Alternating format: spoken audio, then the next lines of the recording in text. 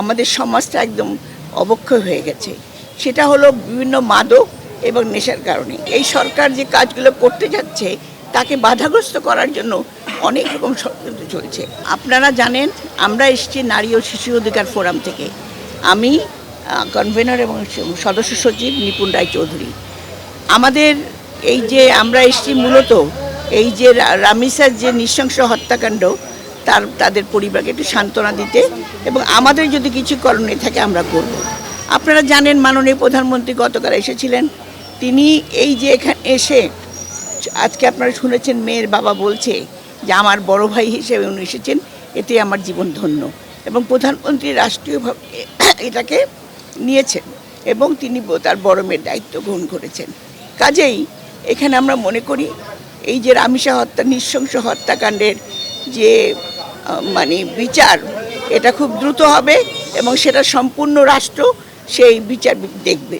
আমাদের এখন যেটা দরকার, আমাদের সমাজটা একদম অবক্ষয় হয়ে গেছে। সেটা হলো বিভিন্ন মাদক এবং নেশার কারণে। এই যে কাণ্ডটা ঘটছে, ছোট ছোট শিশুদের হত্যা করছে, এটা কিন্তু একটা অদ্ভুত একটা চক্র বলতে পারেন, ষড়যন্ত্র বলতে পারেন। কারণ এই সরকার এসছে মাত্র 2 মাস হলো, সেখানে বিভিন্ন রকম এই সরকার যে কাজগুলো করতে যাচ্ছে তাকে বাধাগ্রস্ত করার জন্য অনেক রকম ষড়যন্ত্র চলছে। কাজে এটাও আমাদের স্মরণ রাখতে হবে এবং আমাদের জনগণের সচেতনতা বাড়াতে হবে। কাজে আজকে আমরা মনে করি মাননীয় প্রধানমন্ত্রী যখন এসেছেন, এখানে নিপুণ রায়চৌধুরী। তেলের ভোগান্তিতে ক্লান্ত? এখনই কিনুন রাইডো। এক চার্জে চলুন 100 কিলোমিটার পর্যন্ত। তার ব্যক্তিগত বেতন থেকে 50,000 টাকা এখানে মেয়ের বাবাকে দিয়েছে কুলখানির অ্যাডভান্স হিসাবে। তো আমরা আমাদের নারী ও শিশু অধিকার ফোরাম থেকে আমরা আমাদের যতখানি বিভিন্ন পর্যায়ে যেখানে নারী ও শিশুরা অত্যাচারিত হচ্ছে কিংবা এইভাবে নৃশংস হত্যাকাণ্ডের শিকার হচ্ছে, সেখানে আমরা যাচ্ছি। এখানে আমাদের মাননীয় প্রধানমন্ত্রীর নির্দেশে আমরা কাজ করছি।